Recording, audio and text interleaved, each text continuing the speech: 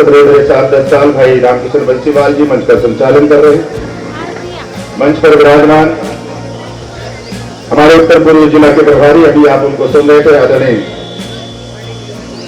भाटिया साहब, राजकुमार भाटिया जी। मंच पर विराजमान इस मंडल के यशस्वी अध्यक्ष श्रीमान जटाशंकर गुप्ता जी। मंच पर विराजमान इस मंडल के प्रभारी सुरेंद्रनाथ देहरा जी।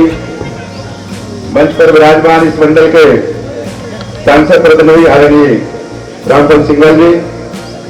उत्तर पूर्व जिला के कार्यालय मंत्री अनंत कुमार बिट्टू जी।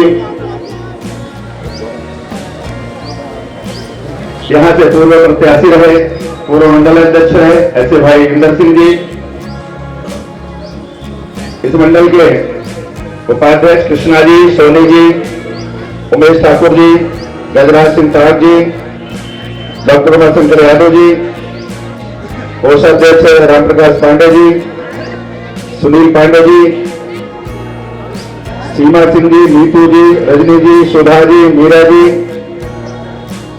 पुष्पा जी, नीतू चौहान जी, गरिमा जी, बहुत सारी बहनें बैठी हैं। नाम छोड़ रहा हूं, थोड़ा सा ध्यान देना क्योंकि सांसद जी पहुंचने वाले। मैं सोच रहा हूं आप सबसे थोड़ी सी वार्तालाप कर लूं। हमारे बीच में बहुत सारे भाईजन बन रहे हैं। मेरा एक प्रिय भाई है महराज जी और हाजी साहब भी बैठे हैं। पनीर इनका मैंने एक दिन मेरे को दिए थे, मैं इसका गुनाहगार हो गया हूँ। आदरणीय श्रीराम पंडित जी, चेतराम टोलिया जी, बड़े भाई, मेरे प्रिय छोटे भाई राजू जी, विक्की जी, बंटी जी और एक जगत मामा बैठे हैं यहाँ पर, पूर्व मंडल अध्यक्ष भाई रामगोपाल गुप्ता जी, पूर्व महामंत्री रामगोपाल शर्मा जी, हमारे मंडल के पूर्व महामंत्री विक्रम कश्यप जी, श्री प्रकाश सिसोदिया जी, हमारे यहाँ पर युवा मोर्चा के अध्यक्ष सरोदा मंडल से भी आए मनीष जी, सपत्नी यहाँ पर विराजमान है, अजय ठाकुर जी, विष्णुगिरी जी, मोहन ठाकुर जी, सुमेर पासवान जी और तेजभान जी। मैं थोड़ा जितना देख पा रहा हूं वहीं तक पहुंच पा रहा हूं। युवाओं की एक श्रृंखला भी आपके बीच में पहुंची, इसमें सौरभ तोमर जी, ऋतिक वशिष्ठ जी अपनी पूरी टीम के साथ उपस्थित हुए, डॉक्टर शर्मा जी और मैं जिनका नाम नहीं ले पाया हूं, मैं सबसे पहले उन्हें सादर प्रणाम करता हूं कि मैं आपका नाम नहीं ले पाया और क्योंकि मैं जो विषय रखना चाह रहा हूं वो अधूरा न रह जाए, आपका पूरा हो जाए, इसलिए मैं अपने विषय वस्तु पर आना चाहता हूं। अगर आप सबकी अनुमति हो तो मेरे लिए एक बार ताली तो बजती है, बजा देना। पीछे वाले दूसरे ही बजा रहे हैं कि कहीं सरकारी अधिकारी तो नहीं है। मैं आप सबको विश्वास दिलाना चाहता हूं, मैंने अपने जीवन में बचपन से जब जन्म लिया था तो मुझे नहीं मालूम था कि मैं राजनीतिक क्षेत्र में जाऊंगा, ना मेरे माँ बाप को पता था। जब मैं उत्तर प्रदेश की धरती से दिल्ली की तरफ प्रस्थान कर रहा था तो मुझे नहीं मालूम था कि मुझे कौन सा रास्ता मिलेगा और कहां तक पहुंचूंगा और क्या करना, क्योंकि मैं एक मजदूरी और नौकरी के लिए यहां पर निकला था। मुझे ये भी नहीं मालूम था कि वो कौन सी नौकरी मुझे मिलेगी और कौन सी जगह में स्थान ग्रहण करूंगा और कौन मुझे बना देगा और कहां से मैं प्रारंभ करूंगा। चलते चलते चलते चले आ रहे थे, एक स्टॉप आया जो मैनपुरी जिला था। मैंने प्रथम नौकरी प्रथम कार्य मैनपुरी जिला में प्रारंभ किया और इस समय मेरी उम्र केवल 12 साल की। मैं 2-4 मिनट की बात बताना चाहता हूं, क्योंकि वास्तविकता इंसान की यदि मालूम हो तो उसके व्यक्ति के व्यक्तित्व के बारे में भी परिचय स्वतः होना प्रारंभ हो जाता है। अन्यथा जिस पेड़ पर जिन गरिमाओं पर हम लोग बैठे हुए उसके बारे में भ्रांतियां अनेक प्रकार की रहती हैं। आपके तमाम प्रयासों के बाद भी जरूरी नहीं कि आप पर विश्वास किया जा सके, परंतु आपके जीवन की अगर वास्तविकता आपको मालूम है तो विश्वास किया भी जा सकता है और विश्वास पर उसे लाया भी जा सकता है। सीमा जी ठीक है हम? चलिए आप लोग मेरा साथ देते रहिएगा। वहां मैंने जब काम किया तो आप समझ सकते कि उस 11-12 साल की उम्र वाले उस बच्चे को कौन सी कलेक्टरी का काम मिला होगा, बहुत लग होगा। इससे आप अंदाज कर सकते हैं कि मेरी जो काम करने की शैली और व्यवहार की शैली और प्रारंभ कहां से होती है। तो जब उस वक्त वो काम किए होंगे तो मैंने वो सब चीजें देखी होंगी जो आज में तमाम भाई लोग बहन लोग जब सड़क चौराहे पे दुकान लगा के बैठे होते हैं, छोटे छोटे काम कर रहे होते हैं, और जब उन्हें कोई परेशानी आने वाली होती है, हो रही होती है, वो मेरे पास आते हैं तो मैं अपने पिछले दिनों को याद करता हूं कि वो वक्त मेरा था कि जब मैंने वो देखा था क्या तकलीफें उठाई थी, तो आज भाई बहन के साथ मुझे इसके साथ खड़ा होना चाहिए, इसके दर्द को समझना चाहिए, इसके प्रयासों में हमारा साथ होना चाहिए। और जब अगर ऐसा हम करेंगे तो कहते इंसान में ही भगवान का स्थान होता है। यदि वो प्रसन्न हो गया तो समझ ली ऊपर वाला कोई अलग से बना नहीं होता, वो हमारे विचार धारा होता है। किस रूप में हम मांगते हैं, यदि इस रूप में मांग ले तो यही भगवान बन जाएगा, यही ईश्वर बन जाएगा, यही अल्लाह बन जाएगा, यही भाई गुरु बन जाएगा। भावनाओं का खेल है। और इसलिए मैंने लंबी लड़ाई वहां 15-13 साल तक रहे। मैंने 2-3 सर्विस भी अच्छी मुझे लगी, कोऑपरेटिव बैंक में लगी। जब मैं बड़ा हो गया मैं विद्युत और विजिलेंस में भी नौकरी लगी, उसका काम किया। लेकिन पता नहीं क्या था, ईश्वरी मर्जी थी कि मैं बहुत कुछ ज्यादा दिन तक कर नहीं पाता। मुझे कभी किसी की नौकरी और ज्यादा मुझे पसंद नहीं था। और एक दिन ऐसा हुआ कि मैं 1 से 2 हो गया 1994, समझ सकते होंगे। और जैसे हम 1 से 2 हुए तो पहले मैं मेरे परिवार और माँ बाप की मैं चिंता करता था, अब इसके बाद दूसरे की भी चिंता शुरू हो गई। मुझे लगा कि जिस प्रकार से वहां पर मेरा प्रभाव था, आज भी मैनपुरी जिले में जाएंगे तो आपको मेरे बारे में अच्छी सी चिंता में चर्चा करने में मिलेगा कि हाँ कोई गुलाब सिंह राठौर था और है भी। क्योंकि आप जो भी कुछ कर रहे हैं जरूरी नहीं कि उस समय उस बारे में आपकी चर्चा हो, परंतु जब आप ना हो उस बारे में चर्चा हो तो लंबे समय तक चलती है। और तत्काल प्रभाव का तो जब तक आवे तभी तक उसकी चर्चा होती है। मैं साथियों आप सबको बताना चाहता हूं कि मैं इस जहांगीरपुरी क्षेत्र प्रथम बार मुझे निगम पार्षद के अवसर में आप सबने आशीर्वाद दिया। दूसरे 2007 से 2017 तक 10 साल भी पहले भी पार्षद बनने का अवसर मुझे मिला। मेरे बारे में आप सबने सुना और जाना भी होगा। जो मैं विषय रख रहा हूं वही मेरे जीवन का उद्देश्य भी है, वही मेरे जीवन का मकसद भी है। और इस पीरियड में जो भी काम किए, जो भी व्यवहार रहा, मुझे लग रहा है कि वो कहीं ना कहीं सुगंध आप सबके पास भी रही है। और उन तमाम प्रयासों में जितना विश्वास आपने मुझ पर किया, मुझे इतनी उम्मीद कम थी। और उस विश्वास को मैं और आगे ना बढ़ाऊं तो मेरा इस सीट पर रहने का कोई मकसद पूरा नहीं होता, कोई अस्तित्व नहीं होता, कोई मतलब ही नहीं होता। मेरे बीच में यहां पर हमारे अधिकारी वर्ग भी बैठे हैं। निरंतर मेरे इनसे वार्तालाप भी होता है, मैं गुस्सा भी बहुत करता हूं, लेकिन मैं प्यार भी बहुत करता हूं। क्योंकि काम तो उन्हीं से रोज कराना है, काम तो उन्हीं से करना होता है। ये जो भी कुछ होने जा रहा है अभी मैं आपके सामने पढ़ूंगा और फिर मैं चाहूंगा अगर लगे कि ये काम आपके यहां होने वाले थे और मैं वही काम कर रहा हूं, कोई गलत काम नहीं हो रहा, तो सारी आपके उससे मेरे साथ होंगी और इससे आप तैयार होंगे। लेकिन अभी मत तो जाना कहीं मेरा ज्यादा हौसला ना बढ़ जाए, मैं ज्यादा कुछ बोल गया तो आपको ज्यादा ताली बजानी पड़ जाए। मैं धीरे धीरे आपको उस जगह पर ला रहा हूं। क्योंकि कुछ मिनट नहीं हमारे आदरणीय सांसद जी हमारे बीच पहुंचने वाले। आज के दिन उनके पास बहुत सारे कार्यक्रम है, स्वाभाविक रूप से जाने हो, अंतिम दिन आज का है उद्घाटन सत्रों का। और मैंने भी इसलिए तत्काल विषय लिया आप सबके बीच में, ताकि कम से कम एक चुनाव दौरान में जो 2 महीने का चुनाव चलने वाला है उसमें काम रुकने ना पाए। आज यहीं से जितना भी जा सकेंगे उद्घाटन करेंगे ना, यहीं से सबको पढ़ के उद्घाटन कर देंगे ताकि काम बराबर चलता रहे, काम रुकने न पाए, क्योंकि अपनी साल से भी काम करके लाना। मैं जब यहाँ पर पार्षद बना, आप सबने बनाया, मैं 1995 में दिल्ली आ गया था और यहाँ भी धीरे धीरे, और मैं 1997 से लेकर के जहांगीरपुरी में पहला प्रवास मेरा हुआ और जहांगीरपुरी से ही मेरा राजनीतिक कैरियर में प्रारंभ हुआ था। मैं आपको बता देना चाहूँ और अधिक जानकारी में कभी अकेले में 3 लोगों से पूछ लेना, गहराई से बता देंगे। एक तो मंच पर बैठे हैं रामपाल सिंघल जी और दूसरे बगल में सुनार की दुकान किए बैठे हैं आदरणीय धर्मपाल त्यागी जी, और तीसरा मेरा घर है E1822 माता उर्मिला चौहान जी, उनके बेटे ब्रजेश और बब्बू जी। ये मेरे बारे में बताएंगे कि हम लोग यहाँ पर, लेकिन परिस्थिति कालों से धीरे धीरे आगे बढ़ते रहे और पुनः आप सबके बीच में फिर आने का अवसर मिला। बल्कि मैं एक बार सिंगल जी के यहाँ सांसद जी बैठे थे, जिला अध्यक्ष, पूर्व जिला अध्यक्ष और बहुत सारे लोग, बंसीलाल जी भी थे। वो लोग मुझे कह रहे थे राठौर जी आपके लिए तो मुकंदर भी अच्छा हो सकता है, जहांगीरपुर मुकंदर गार्ड अच्छा है। मैं कहा मुझे डराना मत, लेकिन मैं नहीं डरूंगा। ठीक है मैं मुझे डरना, कि मैं पता नहीं यहाँ का मैं अच्छा कर पाऊंगा कि नहीं कर पाऊंगा, लेकिन कैसे जो उसकी नियति होगी, जो उसकी इच्छा होगी वही होगा। जिसको मैंने कहा नहीं चाहिए, बोला कैसे नहीं चाहिए, यही लोग तुमसे प्यार करेंगे, यही तुम्हारा सम्मान बढ़ाएंगे, तुम्हें इनके बीच जाना पड़ेगा, रहना पड़ेगा। आज सबको मैं सादर प्रणाम करता हूँ, आभार व्यक्त करता हूँ। मैं कुछ काम बोलने जा रहा हूं आप सबके बीच में, क्योंकि वो बात मैं बता दूं, क्योंकि बाद में बाकी चीजें ले लूंगा तो बाद में रह ना जाए।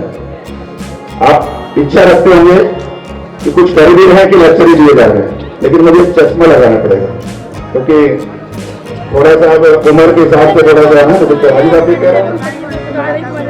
आपके यहाँ चुनाव जीतने के बाद मुझे चिंता हुई कि यहां पर काम कैसे किया जाए। जब मैं यहां गलियों में चुनाव के टाइम हाथ जोड़ता हुआ वोट मांगता फिर रहा था, आधे से ज्यादा गलियों में मैं काफी जगहों पर पानी में पैर निकलते हुए निकल करके गए, जिसमें सीवर से और नालियों से पानी बह रहा था और ऊंचा नीचा जगह जगह था। तो मैं पूछता था ये सड़कें बनी नहीं क्या, तो जो भी बताते तो कहते नहीं बंसीलाल जी थे तब बनी थी, जब राम कृष्ण बंसीलाल जी थे तब बनी थी। तो मैंने ये तो बहुत है, अब राम कृष्ण बंसीलाल जी पहले से पुल बना गए, अब बाकी 5 साल बनी नहीं, तो इसका मतलब मुझे इस ठेके को तेजी से लेना पड़ेगा अगर बना दिया सबने। और जैसे मैं काउंसलर बन गया, अब मेरी चिंताएं सवार हो गई कि कैसे किया जाए, नहीं तो बंसीलाल जी के नाम चलता रहेगा, मेरा नाम कैसे आएगा बीच में। हमें जलन होने लगती, मोहब्बत की जलन, प्यार की जलन। मैंने इनको बुलाया, पूरी टीम को बिठाया, मैंने कहा मैं चाहता हूं कि सबसे पहले वो गलियों का चयन किया जाए जो सबसे ज्यादा खराब है, क्योंकि एक साथ सभी नहीं बन सकती। तो सबसे ज्यादा खराब है, पहले उन गलियों को लिया जाए, सेकंड फेज में उसके बाद वाले जो थोड़ी खराब है उनको लिया जाए, और तीसरे फेज में उसके। और मैं आपको ये विश्वास दिला रहा हूं, जिस सहयोग की मैं अपेक्षा करता हूं आप सबसे बना रहे, हो सकता है इस 5 साल के अंदर कोई ऐसी गली बाकी ना जिसको एक बार कम से कम पूरा बना दूं, सबके सब एक बार बनाने की कोशिश करूं। अभी जैसे डी ब्लॉक की 100 से 200 वाली गली, मुझे बहुत नहीं मालूम था, जैसा यहां सबने सलाह दिया हमने उसी पे काम किया, क्योंकि मुझे कहते आप सब बोलेंगे हमें वही करना। उस सड़क का निर्माण का लगभग पूरा होने की तरफ बढ़ रहा है।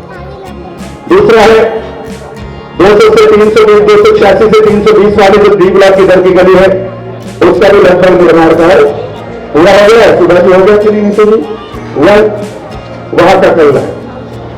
और एक 400 वाली गली जो आधी बन गई है और आधी का आज उद्घाटन करना था, यहीं से कर देने का टाइम ज्यादा हो गया। इसलिए मैं बता रहा हूं कि कहीं ऐसा नहीं लगे मेरी गली में जाएगी उद्घाटन करने, ये इसलिए कर रहे हैं कि अभी 3-4 बजे आचार संहिता 4 बजे लग जाएगी, फिर उद्घाटन नहीं होंगे। तो जब यहीं से उद्घाटन सारे कर दिए जाएंगे तो उन्हें नारियल फोड़ने की जरूरत नहीं पड़ेगी, ठेकेदार अधिकारी बोला जाएगा, काम प्रारंभ कर दीजिए, चुनाव भी चलता रहेगा, लोगों के काम भी चलते रह जाएंगे, ठीक है नहीं रहेगा। इसके बाद हमने आपके ई ब्लॉक की 4 गलियां ली, 1100 से 1200 वाली, 1400 से 1450, 1500 1600 वाली, 1000 से 50, ये जो चौड़ी गली है जिसका अभी भी नारियल फोड़े। और एक ही फिर हमने डबली की भी गली ली, जहां पर जैसे स्थिति है, और हमने इसका पूरा आइडिया किया कि कुल कितनी गलियां हैं सर। तो 18-36 गलियां मैंने ई डबली में काउंट किया, लगभग यही है। 1800 तक तो 18 तक होंगी, इधर भी 1800 तक तो 18 तो है ना, एक से लेकर वहां तक। उसमें वो बात अलग है कि एक की 2 हो जा रही है गली लंबी होने के नाते से, और लगभग 12 गली जो है डबली पे अपने 12-13 गली वहां पर है। और अगर इस तरह से धीरे धीरे हर साल 10 से 12 गलियां बने तो 5 साल कितनी बन जाएंगी, 12×5 = 60 गलियां कितनी बन रही है, 48 बन जाएंगे, नहीं बन जाएंगे 5 साल पूरी। बस ये होगा कैसे, इसके लिए हम सबको मिल करके योजनाबद्ध काम करना होगा, क्योंकि अगर मुझे यहां घूमना पड़ा तो फिर वहां से बजट नहीं आ पाएगा, टेंडर वर्क ऑर्डर तमाम कराने होते हैं। हमारा निवेदन यह है कि हम सब लोग बीच बीच में बैठे आपस में, महीने में 15 दिन में बैठे, हर ब्लॉक की हर साल 2-4 गलियां जो बहुत जरूरत वाली उनको ले, उसका एस्टिमेट हम बनाएंगे, उसका बजट बनाएंगे। अभी भाटिया जी ने बताया, आप सब लोग जानते हैं, और पहले तमाम लोग बोलते रहे कि दिल्ली नगर निगम में बजट नहीं है। सर सब कुछ है, लाने वाला चाहिए, तरीका पता होना चाहिए। कहां से आएगा कहां से नहीं आएगा। एक जनता का जनप्रतिनिधि मां के समान होता है। मां के पास जो बच्चा होता है तो मां वो बच्चा नहीं पूछता, ना मां ये कहती है कि घर में भोजन नहीं है, वो भूखे रहने के बाद चाहे पड़ोसी से मांग के ला जा करके लेकिन बच्ची का पेट भरने का काम करती है। जब तक ये भावना आपके पास नहीं आएगी तब तक आप केवल कहते रहेंगे कि हमारे पास कुछ नहीं है, मैं कैसे काम करूं। साथियों, इसके बाद आपका 8 बड़े हाई मास लाइट जिनका भी आज उद्घाटन होगा, जिनके लिए बुनियादी है उसके ऊपर पोल बनाना है और ऊपर बड़ी वाली लाइटें लगेंगी जहां पर 4-4, 6-6 उसके बाद जो उजाला होगा, अगर लगे कि वो बड़ी हाई मास लाइटों से जहांगीरपुरी के तीनों ब्लॉकों में उजाला होगा तो कम से कम उस इंजीनियर के लिए तो ताली बनती है। इस बात बनती है, बनती है। और ऐसे ही बनती है, जितना धीरे बजाओगे उतनी धीमी लाइट चलेगी, जितना तेज बजाओगे उतनी तेज लाइट जलेगी। अब कैसी जलवानी है अपनी काम से बताइए, मतलब तेज जलवानी। इतना ही नहीं, जो हमारे बगल के पीछे झुगियां हैं वहां के लिए भी कुछ ऐसी लाइटों की व्यवस्था की है ताकि उन लोगों को भी उजाला वहां पर मिल सके। साथ के साथ ये बगल का 23 वाला पार्क है, उस पार्क को ट्रेलर के तौर पर इस बार हमने नवीनीकरण में लिया है। उसमें एक सेट बना हुआ है, समुद्र बना है, छोटा है, पुराना है, वो भी बताया बंसीलाल जी ने बनाया। तो मैंने बंसीलाल जी जितना बनाया मैं इसको 2 गुना बनाऊंगा, बना दो। और कौन सा मालवी पार्क, महाऋषि वाल्मीकि पार्क। तो मैंने कहा मुझे नहीं मालूम कुछ भी, मैं तो काम करना जानता हूं, कैसे उसका आनंद आएगा वो लेना आपको आना चाहिए। उसमें उस साइड को बड़ा करना है समुद्र को, और उसके ऊपर पूरी छतरी बनानी है, साइड बनाना है, और उसमें अच्छी से ब्रेंच डाल करके जब एक टाइम हमारे बड़े बुजुर्ग लोग वहां बैठ करके धूप और छाए लेंगे, एक टाइम हमारी यहाँ की बहन बेटियां बैठकर वहां कीर्तन करेंगे, हमारे समाज के लोग कभी वहां बैठक वहां पर करेंगे, वहां के स्थानीय लोग उसका आनंद लेंगे। रिश्ते में आएंगे ना तो अगर 10-50 के साथ बेटी का गोद बनाना भी करना है, गोद हलवाई करना है, लगन चलाना है, तो भी उसके नीचे हो जाएगा, केंद्र रहने की जरूरत नहीं पड़ेगी। उस योजना को भी आपके बीच लेके आएगा और बड़ा बनेगा तो इसमें मेरी क्या गलती बनती है, मेरा वो तो हम क्या करें। हंसते रहिए, आनंद लीजिए। इसके बाद आप देख रहे होंगे हॉस्पिटल के सामने छोटा पार्क था और उससे कबाड़ भरा रहता, उसमें उल्टा सीधा गंदा गंदा तमाम सामान बना रहता था। रोज के लोग मेरे पास बहन बेटी आती थी, भैया उससे सफाई करा दीजिए। सफाई कराने के बाद जरूरत नहीं हो जाती था। मैंने आज तक का इसने प्राप्त करते हुए प्रयास किया और उसने एक योजना पास कराई, न कबाड़ रहेगा न कूड़ा रहेगा, उसमें एक बिल्डिंग बनवा देते हैं और उसमें मलेरिया सेंटर का काम चल रहा है, लेंटर पड़ने वाला, आप सबने देखा होगा उसका काम चल रहा है। अगर अच्छा लगा तो जोर से चालू हो जाए। तो जरूरी नहीं कि मैं कह रही लगा नहीं है, लेकिन लग रहा है कि काम ये होने चाहिए और हो रहे हैं, केवल बताया नहीं जा रहा है, हो रहे हैं, तब तो बनता है ना इस चीज की, क्योंकि जितनी ताली बजाओगे नेता को चाहिए था। आगे बारात बोले यहां पर एक सामुदायिक भवन चुनाव जीतने के बाद हम लोग इंजीनियरिंग सभी लोग यहाँ के प्रतिनिधि हमारे सहयोगी लोग गए, एक बार चलो वहां पर चलिए। तमाम लोगों ने शिकायत की क्योंकि इनको फंक्शन बुक थे, उसके अंदर जब प्रवेश किया जाके तो इसके उद्घाटन सत्र में भी हम आए थे।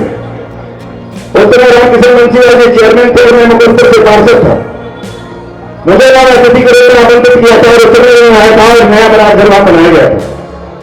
पिछले 5 सालों में उसके अंदर न तो लाइट का बोर्ड बचा, न जीने के ग्रिल बची, न खिड़कियों की खिड़कियां बची, न पीछे लोहे का जीना बचा, यहां तक कि उसके अंदर टॉयलेट बाथरूम और जीना वहां तक का कोई सामान नहीं रहा। वहां पर किस तरह से लोग फंक्शन करेंगे और कितने रहोगे आप अंदाजा कर सकते हैं। संवेदना ये होती है कि उसको हम लोगों ने महसूस किया और उस बारात को पूरे नया बनाने के लिए नवीनीकरण करना कि कोई भी चीज जितनी खत्म हो गई उस सबको पूरा किया जाए। उसके लिए 23.5 लाख रुपए का फंड पास करा के उसका टेंडर करवाया और इसका भी काम अभी शुरू हो जा रहा है। विगत 2-2.5 महीने के अंदर आपको नया तरीके से बना हुआ आपको दिखाई देगा बराबर। तब इसमें आप शादी ब्याह के लिए बुक करेंगे तो अच्छा लगेगा कि नहीं लगेगा। अभी रिश्तेदार आते हैं, आपने बुकिंग नहीं करा दी, पैसा भी दे दिया, लेकिन वहां पानी नहीं है, वहां लाइट नहीं है, वहां पंखा नहीं है, वहां खिड़की नहीं है, वहां जीना नहीं है, वहां बोर्ड नहीं है, वहां रंगाई नहीं है, वहां पुताई नहीं है, कोई व्यवस्था नहीं है। ऐसी हालत में रिश्तेदार क्या सोचते हुए कैसा कर दिया यहां खड़े होने की जगह नहीं। लेकिन जब ये बन जाएगा तो लगेगा ना कि जहांगीरपुर में बारात घर है और एक अच्छा बारात घर है जहां पर लोग आएंगे और उस पर खड़े होंगे। साथियों, जहां तमाम पार्कों के अंदर जो ब्रेंचें लगी वो काफी पुराने हो गए, उसमें भी मैंने दोहराया और मैंने कोशिश की है कि ज्यादा नहीं तो कम से कम 25-30 ब्रेंचों की व्यवस्था यहां के अलग अलग पार्कों में कम से कम 2-3 रखवा करके एक नवीनीकरण किया जाए, ताकि लोग बैठते समय कहें चलो पुरानी से थोड़ा सा छुटकारा मिला, कुछ नए नहीं बैठने का अवसर मिल गया। जो भी अभी आपको पढ़ना शुरू हो जाएगा, कुछ में मैंने लगाना शुरू कर दिया, मत बजा चाहली आपकी तकलीफ हो जाएगी। इतना ही नहीं, मैं एक बार मुझे संजय पहुदा जी ने बुलाया, बोला भाई साहब मार्केट के लोग बुला रहे हैं और आप दिखाई नहीं दे रहे। मैं तो मतलब दिखाई देना चाहता हूं, आप देख ही नहीं रहे। बोले आ जाइए, मैं कहा जाता हूं। मैं आया, यहीं पीछे मंदिर है रोड के ऊपर, यही है कि यहाँ पर वहां पर लगभग 50 से लोग यहाँ से मार्केट से तमाम लोग एकत्र हुए और उन्होंने मेरे से एक मांग रखी। उन्होंने कहा बहुत चीजें होगा होता रहेगा, एक काम पहले कर दीजिए। मैंने बताया क्या करना है। बोले मेरे यहां ये लैट्रिन बाथरूम बना है, इसका फायदा तो कम, नुकसान ज्यादा हो रहा है। बना है ना पीछे, यहाँ तो बहुत पुराना बना है। तो मैंने पुराना किसने बनाया? बोले बंसीवाल ने बनाया। मेरा तो और गुस्सा आ गया, बंसीवाल ने बनाया, मैं इसको भी नहीं बनाऊंगा। और मैंने इसको मंडल वर्ग ऑर्डर करा के जो नए डिजाइन का है, ये नहीं कि ऐसे बना दिया गया, चप्पल डाल दिया गया और बढ़िया हो, नए डिजाइन का, नए तरीके का, यानी जाने बना के न लगे जल्दी बाहर निकलो, जिसमें पानी की भी व्यवस्था हो। तमाम व्यवस्थाओं के साथ यूरिनल जो पर टॉयलेट यहाँ पर बनेगा और इसमें दोनों होंगे। आवश्यकता पड़ने पर महिलाओं को भी जाना पड़े, आवश्यकता पड़ने पर पुरुषों को भी जाना पड़े, ताकि उन सबकी भी व्यवस्था के अंदर है। उसका भी काम आपका तत्काल प्रारंभ हो जाएगा, उसका भी उद्घाटन यहीं से कर दिया जाएगा। अब ये सारी चीजें जो मैं यहां बता रहे होंगे और बहुत सारे काम हैं, लेकिन यहाँ पे मुकुंदपुर के तमाम साथी भाई बहन बैठे, उन्हें सारे जहांगीरपुर के साथी है, मुकुंदपुर को कुछ करोगे क्या? ऐसा लग रहा होगा, बाधा के लोग बताना चाहते। मुकुंदपुर में 3 प्रकार की व्यवस्था। दिलीप सिंह जी प्रधान जी हमारे बीच आगे, उनका बहुत बहुत स्वागत अभिनंदन है। मुकुंदपुर का एक बहुत बड़ा मेन रोड है और वहां पर 2 प्रकार से काम होते हैं, एक मुकुंदपुर गांव और एक वहां पर कॉलोनियां, जिसको अनऑथराइज कॉलोनी कहा जाता है। जिसका प्रधानमंत्री ने रेगुलाइज कर दिया है, लेकिन अभी नक्शा कंप्लीट पास न होने के कारण से अभी वहां पर जो बजट लगता है वो अनऑथराइज कॉलोनी से लगता है, जिसको बाढ़ नियंत्रण विभाग द्वारा उसकी सड़कें बनाई जाती है, ना कि दिल्ली नगर निगम द्वारा पैसा भी दिया जाता है। लेकिन जो गांव एरिया है वहां का पैसा दिल्ली नगर निगम द्वारा वहां पर लगाया जा सकता है। सांसद निधि का जो पैसा होता है वो नए कामों में लगता है, पुराने कामों में नहीं लगाया जा सकता है, ऐसा प्रावधान है। इसलिए यहाँ पर जो नए हाई मास लाइट लग रहे हैं वो सारे के सारे हमारे आदरणीय सांसद श्रीमान मनोज तिवारी जी ने 24 लाख रुपए का फंड देकर के जहांगीरपुरी को उजाले में लाने का काम किया। इसलिए मैंने उनको बुलाया है कि चाहे आप 5 मिनट के लिए आइए, लेकिन लोगों के बीच में आइए। पर मैं आप सबसे ये कहना चाहूंगा, मैं रोज समय आपसे नहीं मांगता हूं। मेरे जितने भाई बहन मेरी आवाज सुन रहे हैं, रोज समय नहीं मांगता हूं। आज अगर आप 1-2 घंटे 2 दिन यहां पर बैठे रहेंगे, मेरा भी थोड़ा मान सम्मान बढ़ जाएगा। और नहीं तो कुछ खाली भी रहेंगे तो भी मैं क्या करूंगा, तो आएंगे लाएंगे, लेकिन नाम तो हमारा ही खराब होगा। बोले गुलाब सिंह राठौर का यहाँ कोई प्यार मोहब्बत नहीं, इसने कुछ नहीं किया, इसलिए लोग यहाँ से चले गए होंगे। अगर मेरे भाई बहन आवाज सुन रहे हैं तो कुछ देर के लिए यहाँ पर रहना चाहिए, आप सबको आना चाहिए, तभी काम की गति और ज्यादा बढ़ सके। मैंने मुकुंदपुर गांव के लिए मेन रोड पुलिस चौकी से लेकर के मुकुंदपुर गांव तक जाने वाले रोड का और मुकुंदपुर गांव से लेकर जनता विहार महाराणा प्रताप चौक पर जो बहुत दुर्दशा हो रखी है, वहां पर 5 साल में कोई काम कर रहे तो नाम नहीं लिया वहां पर। उस सड़क पर भी मैंने अपने टाइम पर वहां पर लगभग 1 करोड़ रुपए की लागत से सड़क को बनाया। अभी इसको आदरणीय सांसद श्रीमान मनोज तिवारी जी के प्रयास से, आदरणीय लेफ्टिनेंट गवर्नर जी के सहयोग से, चीफ सेक्रेटरी के माध्यम से मुख्यमंत्री ग्रामीण विकास योजना के अंतर्गत 5.5 करोड़ रुपए की लागत से इस सड़क का निर्माण कार्य प्रारंभ होने जा रहा है। वहां के लिए भी तोहफा है, वहां के लिए मेरा काम है और उसका उद्घाटन ये भी माना जाए। और इतना ही नहीं, महाराजा प्रताप चौक जनता विहार से लेकर के सूरत बिहार गांव तक का, जहां पर दिल्ली नगर निगम का सबसे टॉप विद्यालय यहां पर बना, पूरे सिविल जेल के अंदर इतना बड़ा स्कूल भी लगा, जिसको मैंने 2017 में उसका उद्घाटन किया था और वो आप बन करके तैयार हुआ। वहां तक की जो सड़क बनेगी, उस सड़क का निर्माण कार्य के लिए हमारे सांसद आदरणीय मनोज तिवारी जी ने 2 करोड़ 1 लाख रुपए देकर उस सड़क का निर्माण कराने के लिए उन्होंने बजट दिया। इसलिए भी उनको बुलाया कि आकर यही से उद्घाटन कर दीजिए। अब तो उनके लिए भी बनती है ताली। मुझे लग रहा है मजा नहीं आ रहा है आपको। अभी क्या ऐसी चीज दो जिससे आप खुल करके ताली बजा सकते हो? सोचता हूँ भारत माता की, भारत माता की। अब मैं सोच लेता हूं कौन से बजाओ ताली, बढ़िया वाला काम, क्योंकि बाकी तो बाकी जो आसमान भाटी अभी सब बता गए। इसके बाद अभी वहां पर भी हमने एक पार्क और एक बारात घर नया बनाने के लिए, जिसमें जनता विहार में हमने जमीन से पिछले क्रम में ही ले लिया था और वहां पर एक बारात घर बनने का काम प्रारंभ होना है। उससे थोड़ा सा भी समय लगेगा। एक वहां पर पार्क, एक बारात घर और साथ में एक कॉलेज सेंटर, साथ में एक वहां पर मेंटेनेंस स्टोर, ये 4-5 बिल्डिंगें बननी जो हमारे पाइपलाइन में है, जो वहां पर लोगों की जनहित के कामों में आने वाली है। साथ ही 8 गलियां ऐसी यहाँ की जहांगीरपुरी की है जिसका लगभग सब कुछ काम यहाँ हो चुका है। इन कामों के अलावा जो आगे जो रह गए उनमें जो बनेंगी उसमें नाम अभी नहीं बताऊंगा, जल्दी से बना देंगे जा, इनके लिए हंसते रहो ना, कभी गलियां और ज्यादा बनेंगी। वो 8 गलियां संभवतः हो सकता है चुनाव के 1-2 महीने बाद उसके बाद ऑर्डर हो जाएंगे और उनका भी काम हम प्रारंभ कर देंगे। तो आप समझ सकते कि ये पहला साल जो था जिसमें कई महीने तक तो सिस्टम ही नहीं बैठ पाता है, बजट फाइल ये वो, और इसके बाद अभी तक दिल्ली नगर निगम में कमेटियों का तक का चुनाव नहीं हो पाया, मेयर डिप्टी मेयर के अलावा कोई चुनाव ही नहीं हुआ, कोई कमेटी नहीं बनी। इसके बाद भी अगर इतना काम आया है तो आने वाला टाइम आपके लिए और अच्छा हो सकता है और अच्छे डेवलपमेंट किए जा सकते हैं। साथ ही यहां की जब मैं आया तो काफी ऐसी पुलिया थी जिनकी वजह से नालियों को पानी नीचे से निकलता ही नहीं था। मैंने आके उनके कई पेड़ तोड़वाया, तोड़वाने के बाद नया बनवाने का काम किया। साथियों, ये लगभग 4 करोड़ 75 लाख रुपए की लागत से दिल्ली नगर निगम द्वारा जो काम कराया जा रहा है और 5.5 करोड़ रुपए की लागत से मुख्यमंत्री ग्रामीण विकास योजना के अंतर्गत हमारे एलजी साहब के प्रयास से और सांसद जी के प्रयास से उसका काम कराया जा रहा है। ऐसे मुकुंदपुर गांव के अंदर जो दिल्ली का रास्ता है उसका भी यहीं से आज उद्घाटन मान लिया जाएगा, उसका भी साथ के साथ प्रारंभ हो जाएगा। तो पहले साल में अगर 10 करोड़ रुपए तक के काम आपके भाई निगम सांसद के सहयोग से, आप सबके आशीर्वाद से हो सकते हैं, तो क्या ये पहले भी नहीं हो सकते थे? क्या पहले भी लोग प्रयास नहीं कर सकते थे? क्या पहले भी इसमें कोशिशें हो सकती थी?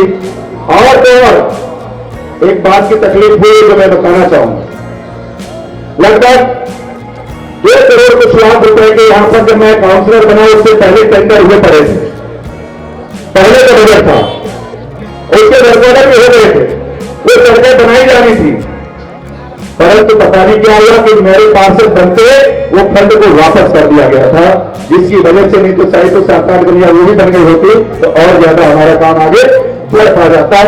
मैं साथियों ये कहना चाहता हूं कि हम आप सबके आशीर्वाद से आदरणीय नरेंद्र मोदी जी के सिपाही है, इस देश के लिए, क्षेत्र के लिए, अपने देशवासियों के लिए, अपने क्षेत्रवासियों के लिए हर संभव प्रयास निरंतर करते रहे, फिर भी करेंगे। बस इतना जरूर है कि उस भावना को ध्यान रखना है, सबका साथ, सबका विकास, सबका प्रयास। और अच्छा वही मैं कहूंगा, बताना भूल पाऊँ एक चीज तो जो बहुत जरूरी थी, मेरी इस पर्चे में नोट नहीं किया था। मेरे पास काफी बार पंचायत में कहते थे ना कि एक बार यहाँ चक्कर काट लो, वहां चक्कर काट लो, तो मैं कहते थे क्यों चक्कर काट लो कर रहे हैं, क्या है वो? बोला ये बेटियों के पीछे सारे जो नहाने का पार्क है, मैं जानता नहीं था कि नहाने का पार्क भी नहाने का होता है, कौन सा स्पेशल है। तो मैंने कहा मुझे जितना बताओगे मेरी समझ में नहीं आ रहा है इसमें, मैं जब तक वहां जाऊंगा नहीं प्रैक्टिकल और देखूंगा नहीं तब तक मेरी समझ में आएगा नहीं कि उसका करना क्या है। एक दिन मैं घूमता हुआ पहुंच गया, मुझे बुलाया था शायद इस स्कूल में, सी ब्लॉक वाले स्कूल में, दिल्ली गवर्नमेंट का स्कूल है। तो मैं वहीं से बाहर घुस गया तो वहां तमाम बहने गया तो उन्होंने रोक लिया मेरे को। अगर मुझे अच्छा लगता है कि जब कोई बड़े उससे बुलाए और काम बताना शुरू करे और उसकी समस्या भी बताए, साथ में समाधान भी बताना करे कि ये ऐसे ऐसे हो जाएगा, तो मैं उनके साथ मैंने विजिट किया। वहां पे विजिट करने के बाद जो उन्होंने बताया मुझे देखने के बाद लगा कि ये पर्याप्त नहीं है, ये इससे संतुष्ट हो सकते हैं लेकिन इससे जागीरपुर का सौंदर्यीकरण नहीं हो सकता, इससे उसकी व्यवस्था अच्छी नहीं हो सकती है। वो था कि जो अपने इधर कोई ऐसा दुख सुख का विषय हो जाता है तो तमाम राजस्थानी समाज के बहन बेटियां वहां पर स्नान गृह का जो काम है वो पार्क के अंदर होता है। उसके अंदर मैंने देखा तो 3-4 वर्षों बने हुए थे लेकिन उनके सबके दरवाजे टूटे हुए पड़े थे, छतें भी टूटी हुई पड़ी। मुझे अच्छा नहीं लगा, मुझे तकलीफ हुई देख करके। मैंने उसको अपने इंजीनियर अमित गोयल अनिलों को बुलाया, मैंने कहा क्या अच्छा इसमें कर सकते हैं जो इससे अच्छा हो, ये तो बनाने के लिए मैं वैसे ही बना दूंगा। बैठ के हम लोगों ने योजना किया, साथ में एक छोटा सा पार्क बना दे जिसमें कूड़ा कबाड़ा पड़ा रहता है, पूरे मोहल्ले में उसकी दुकानें बनी रहती है, तमाम उससे परेशान लोग होते हैं, तमाम अराजक लोग भी वहां पर बैठते हैं। और इधर पार्क के अंदर वॉशरूम बने हुए थे, तो मैंने कहा एक पार्क भी पूरा बन जाए, सुरक्षित हो जाए और ये भी बन जाए। तो उसमें हमने जो साथ में जो पार्क है छोटा, उसमें महिलाओं के लिए बैठने के लिए, स्नान के लिए टॉयलेट बाथरूम और एक कमरे का बना करके और उसको सौंदर्यीकरण करते उधर से कोई फालतू फंड का प्रवेश न करें, वो बाउंड्री कराते और उसका गेट पार्क की तरफ करके ताकि पार्क भी सुंदर हो जाए बैठने के लिए और स्नान गृह भी बन जाए। और उसको बनाने का टेंडर वर्क ऑर्डर सर हो गया, आज से ही उसका उद्घाटन मान लिया जाएगा और 2-4 दिन में उसका काम प्रारंभ हो जाएगा। अब तो बनती है चालू, ऐसे में तो बनाना भी ढंग से हो जाए। भारत माता की, भारत। हम लोग क्या करें, बोला तो 12 बजे लिए थे, 3 बजे ना, जब एक ही दिन में बहुत सारे कार्य होने होते हैं तो स्वाभाविक आगे पीछे हो जाता है। मैं आप सबसे आग्रह करूंगा, यदि आपको लगता हो कि प्रथम वर्ष के कार्यकाल में इतना एक निगम पार्षद के नाते काम बहुत ज्यादा नहीं कहूंगा, लेकिन अगर इतना है कि नहीं, इतना अगर पहली साल हुआ है तो आगे उम्मीद और आशाएं की जा सकती है। तो आप विश्वास करिए, हम आपके विश्वास पर खरा उतरेंगे और बहुत कुछ अच्छा करने का प्रयास करेंगे। अभी मुकद्दर में जो और एक चीज कर रहे हैं, जो वेलकम गेट होते हैं, बड़े बनते हैं ना, स्वागत द्वार, मैंने पहले बनाया था। मुकुंदपुर जब प्रवेश करते तो पहले मैंने स्वागत द्वार बनवाया और एक असाइड तरफ जाते तो वो भी बनवाया था, लेकिन पिछले 5 साल में ना उसमें बोर्ड बचा, ना उसमें दीवारें बची, ना उसका गेट का नामो निशान, बस कुछ टुकड़े रहे। महापुरुषों के नाम से बनाए जाते हैं, उनकी देखभाल करना हम लोगों की जिम्मेवारी बनती है। लेकिन मैंने अपने अधिकारियों से बात किया, वहां के लोगों की भावनाओं को ध्यान में रखते हुए और उन दोनों गेटों का टेंडर वर्क ऑर्डर करवा के बजट पास करके आज से उसका भी उद्घाटन मान लिया जाएगा और उसका भी काम प्रारंभ करा दिया जाएगा।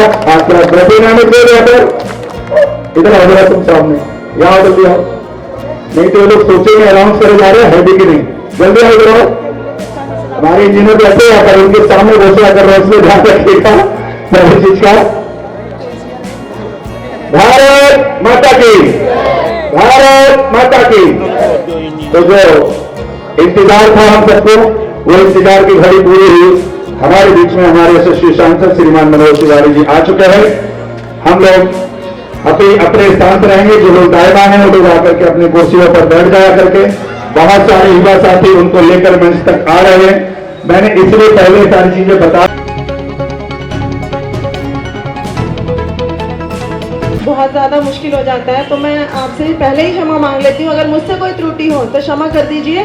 मैं सभी यहाँ विराजमान महापुरुषों का अभिनंदन करती हूँ, सभी माता बहनों का अभिनंदन करती हूँ।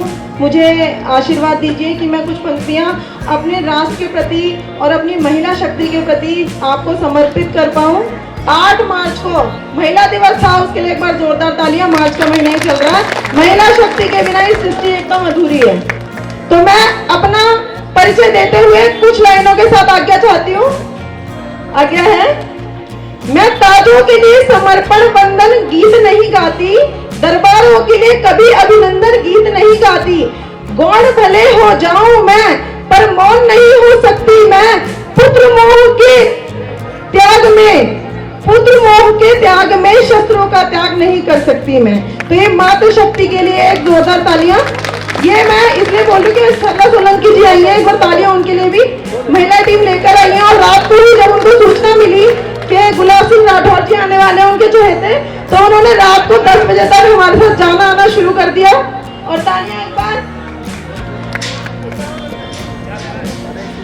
कश्मीर में एक 2014 से पहले भारत की स्थिति क्या थी, मैं उसका वर्णन करना चाहूंगी।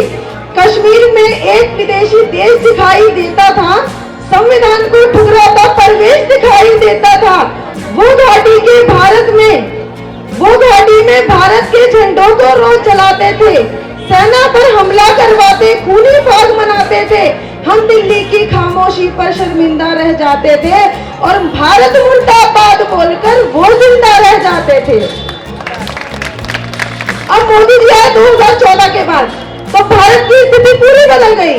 और उसके बाद मैं वर्णन के साथ कहना चाहूंगी कि भारत की माताएं बहनों को जो स्वाभिमान मोदी जी ने दिया है, जो योजनाओं के तहत आत्मबल दिया है, उसमें भारत की महिलाएं कह रही हैं, मैं सूरज के साम्राज्य से आंख मिलाने वाली हूँ, चकते ताताओं के मैं ताजे लाने वाली हूँ। आसमान की लाली मेरे शब्दों की चिंगारी है, आसमान की लाली मेरे शब्दों की चिंगारी है, और मेरी पूरी दुनिया से टकराने की तैयारी है। भारत की महिलाओं को इतना स्वाभिमान मिला। और आतंकी जो हमारे देश की सेनाओं को परेशान करते थे पहले, मोदी जी के बाद उनका स्वाभिमान बढ़ा। और वो कहना चाहते हैं, मैं जल्दी जल्दी करना चाहूंगी, हम घाटी के आतंकी अभियान को चलकर रख देंगे, कोयल के घर कौओं का अरमान को चलकर रख देंगे, जो घुसपैठी घाटी में आतंकी गर्भ हवा देंगे, हम उनको जन्नत की 70 हूरों से मिलवा देंगे। एक लाइन और, बस एक और है, वो मैं प्रस्तुत करना चाहूंगी। मोदी जी आए और मोदी जी की विचारधारा क्या है कि भारत ने हर समझौतों का आदी बनना छोड़ दिया, भारत ने हर समझौतों का आदी बनना छोड़ दिया, कुछ बातों पर हमने बापू गांधी बनना छोड़ दिया। ये हम भी दुनिया के दादा हैं, दिल्ली है लाहौर नहीं, ये नई सदी का भारत है, कोई 62 वाला दौर नहीं। भारत माता की, भारत माता की। एक बार जोर से तालियां बजाए गरिमा के लिए। जैसा नाम वैसे इन्होंने कविता आपके सामने सुनाई। वैसे इंग्लैंड में इतना उतना प्राउड बोलते हैं, ऐसा इनका नाम है। अभी आपके सामने इन्होंने प्रस्तुत किया। सबने सुना आजकल यूट्यूब पर सब देखते फासिस्ट ना दिया, लेकिन मोदी जी की एक हुंकार ने उनको वापस हिंदुस्तान बुला लिया। मैं तो बस इतना ही खेतना चाहता हूं, ज्यादा नहीं। और ये कहती नहीं, बहुत सबको बोलना है। मैं इतना ही कहना चाहता हूं ब्राह्मण के नाते कि जागो, जागो, देश का हित चाहते हो तो जागो। ये नहीं है कि एक बस के चक्कर में किराए के में अपने परिवार को बेच दिया। ये नहीं है कि 2-4 यूनिट बिजली फ्री मिल गई, दोस्तों ने उस पर भी अपने परिवार की बलि चढ़ा दी।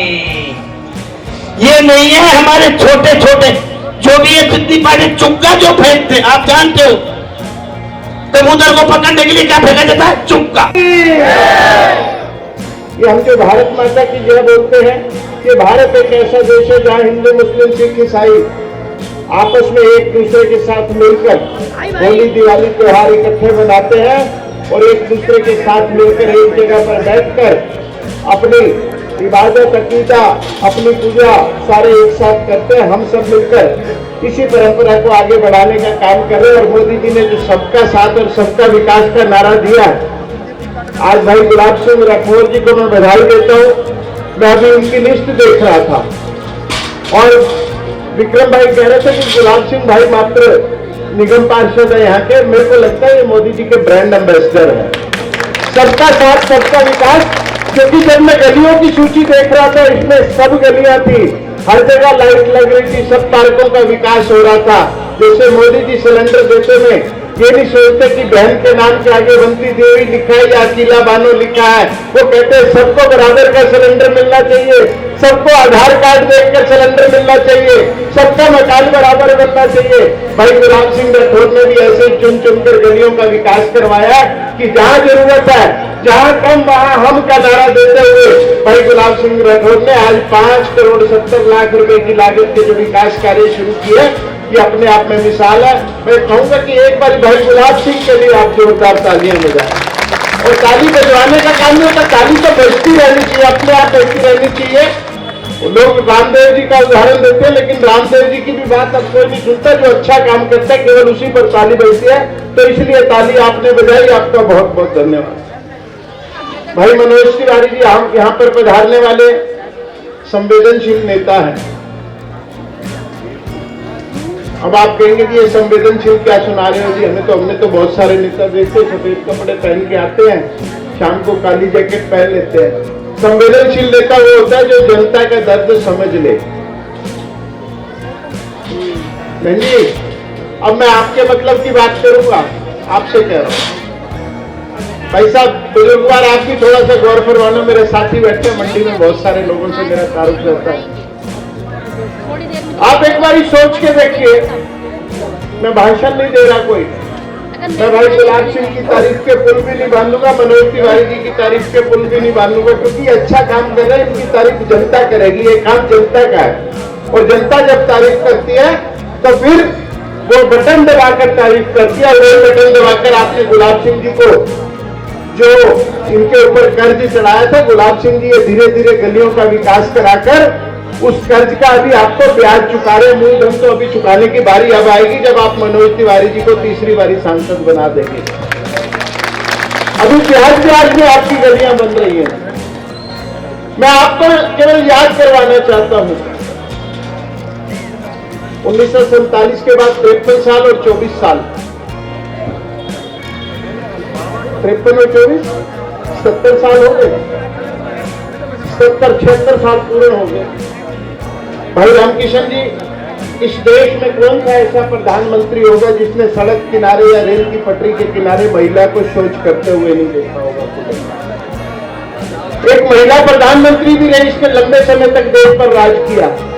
क्या उसको वो बहन बेटी नजर नहीं आई होगी कि मेरी बहन बेटी बहू रेल की पटरी के किनारे बैठकर चूल्हे में शौच करती है, और जब रेलगाड़ी गुजरती है तो वो बेचारी अपना मुंह मोड़कर बैठ जाती है।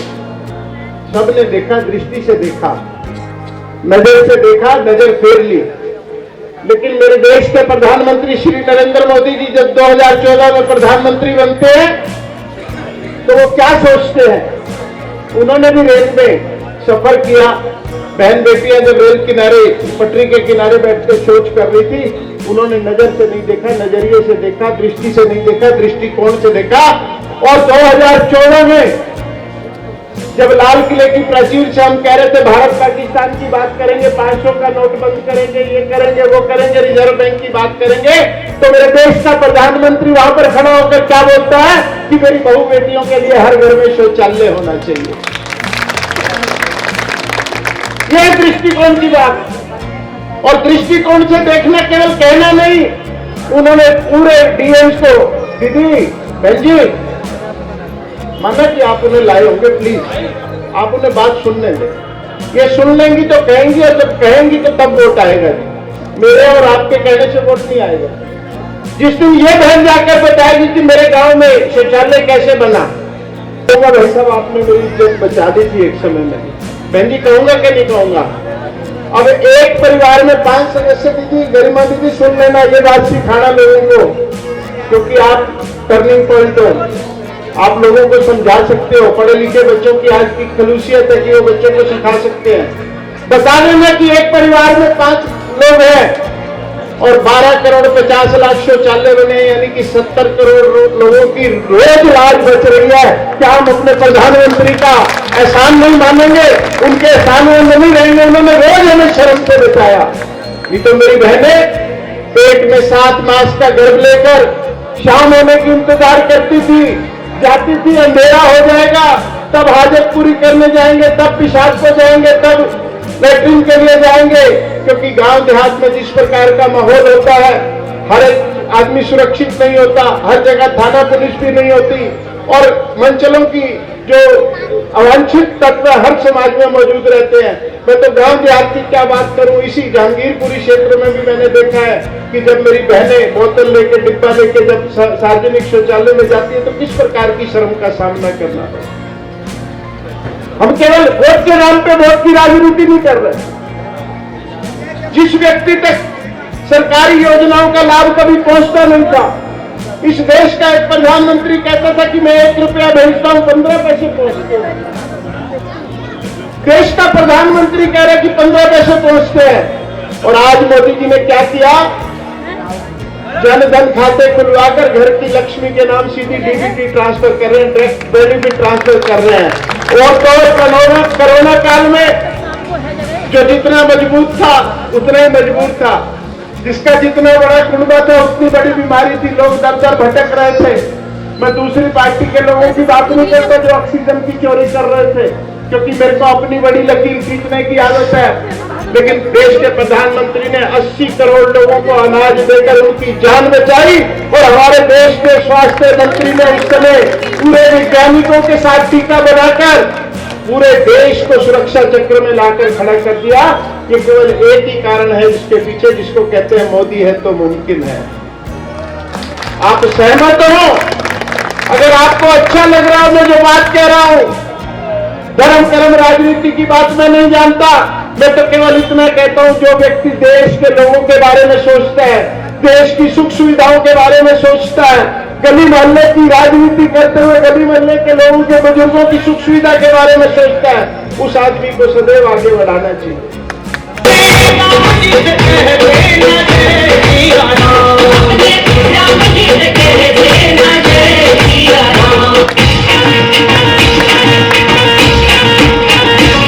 जो राम को लाए हैं हम उनको लाएंगे, जो राम को लाए हैं हम उनको लाएंगे। दुनिया में फिर से हम, दुनिया में फिर से हम भगवा लहराएंगे, धरती में फिर से